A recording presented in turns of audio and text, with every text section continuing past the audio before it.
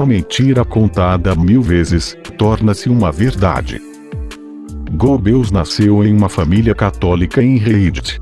Quando criança, ele teve poliomielite, o que o deixou com um pé deformado e uma perna 5 centímetros mais curta que a outra. Isso fez com que ele fosse rejeitado para o serviço militar durante a Primeira Guerra Mundial. Em vez disso, ele obteve o doutorado em História e Literatura pela Universidade de Heidelberg, e começou a trabalhar como jornalista. Embora sua imaginação encontrasse uma válvula de escape na poesia e na ficção, os dons literários e oratórios de Goebbels eram mais adequados à retórica política exagerada do Partido Nazista. Subindo rapidamente na hierarquia, Goebbels recebeu a tarefa de construir apoio nazista em Berlim. Ele publicou um jornal semanal Der Angriff, desenhou cartazes, ensinou desfiles impressionantes e até organizou seus guarda-costas para participarem de brigas na cervejaria. Com sua voz poderosa e instintos inescrupulosos, ele aproveitou os temores econômicos do povo alemão para criar apoio à causa nacional socialista. Quando Hitler subiu ao poder em 1933, Goebbels assumiu o Ministério da Iluminação Pública e Propaganda, que controlava o rádio, a imprensa, a publicação, o cinema e outras artes. Goebbels submeteu artistas e jornalistas ao controle do Estado e eliminou todos os judeus e oponentes políticos de posições de influência. Em maio de 1933, ele encenou uma grande queima de livros em Berlim, onde estudantes universitários destruíram as obras de judeus e outros autores da lista negra, em enormes fogueiras. Goebbels promoveu a mensagem antissemita dos nazistas por meio de filmes em preto e branco como Judeu Eterno, de 1940, e reforçou uma ideologia da supremacia nazista com os documentários, financiados pelo Estado de Leni Riefenstahl, O Trunfo da Vontade, sobre um comício nazista em Nuremberg em 1934, e Olímpia, sobre as Olimpíadas de Berlim de 1936. Ele combinou todos os jornais, rádios, publicações e atividades artísticas na Alemanha em uma vasta máquina de propaganda. Depois de criar uma atmosfera de medo e ódio, Goebbels começou a autorizar a violência. Em 1938, após o assassinato de um diplomata alemão por um estudante judeu em Paris, Goebbels convocou manifestações espontâneas contra os judeus.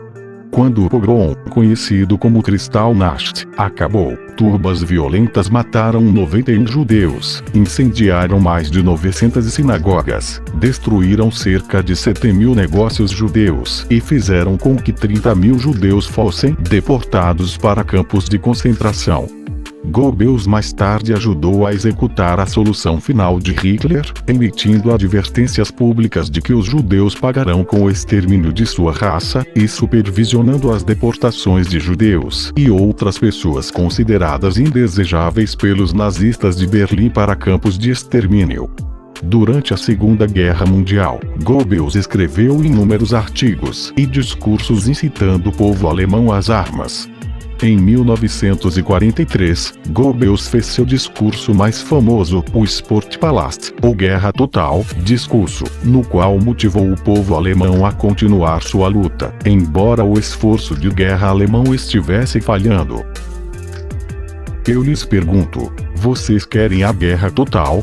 Interrompido por aplausos e gritos de sim, o orador insistiu na pergunta. Vocês a querem, se necessário, mais total e radical do que a podemos imaginar hoje. E recebeu nova ovação e um decidido sim da plateia. Embora os aliados já estivessem vencendo a guerra e insistindo na rendição incondicional, Goebbels levou a multidão ao frenesi e os mobilizou para uma guerra total quase suicida. Inventando armas secretas e fortalezas nas montanhas onde os nazistas teriam sua última resistência, Goebbels nunca perdeu a fé em sua causa. Uma mentira contada 1000 vezes, torna-se uma verdade.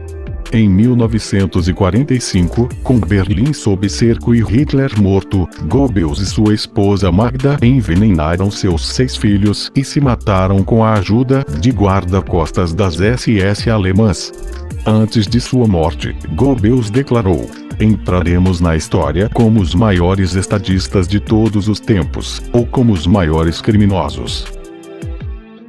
Foi um dos primeiros profissionais que estruturou o marketing político como conhecemos hoje. Utilizava a influência da propaganda boca a boca, colocando os nazistas da base para espalharem nos bairros notícias que interessavam no momento. Na organização de eventos, encantava as plateias com estandartes gigantes de cores básicas e discursos sempre inflamados em amplos espaços, com vasta participação militar. Goebbels, o ministro da propaganda de Hitler, em 11 princípios, ainda baliza a retórica das principais campanhas políticas do mundo atual. Simplifique, não diversifique, escolha um inimigo por vez. Ignore o que os outros fazem, concentre-se em um até acabar com ele. Divulgue a capacidade de contágio que este inimigo tem. Colocar um antes perfeito e mostrar como o presente e o futuro estão sendo contaminados por este inimigo. Culpe todos os males sociais a este inimigo. Exagerar as más notícias até desfigurá-las, transformando um delito em 1000 delitos, criando assim um clima de profunda insegurança e temor. Transforme tudo numa coisa torpe e de má índole. As ações do inimigo são vulgares, ordinárias, fáceis de descobrir. Fazer ressonar os boatos até se transformarem em notícias, sendo estas replicadas pela imprensa oficial. Sempre há que bombardear com novas notícias sobre o inimigo escolhido, para que o receptor não tenha tempo de pensar, pois está sufocado por elas. Discutir a informação com diversas interpretações de especialistas, mas todas em contra do inimigo escolhido. O objetivo deste debate é que o receptor não perceba que o assunto interpretado não é verdadeiro. Ocultar toda a informação que não seja conveniente. Potencializar um fato presente com um fato passado. Sempre que se noticia um fato, se acresce com um fato que tenha acontecido antes.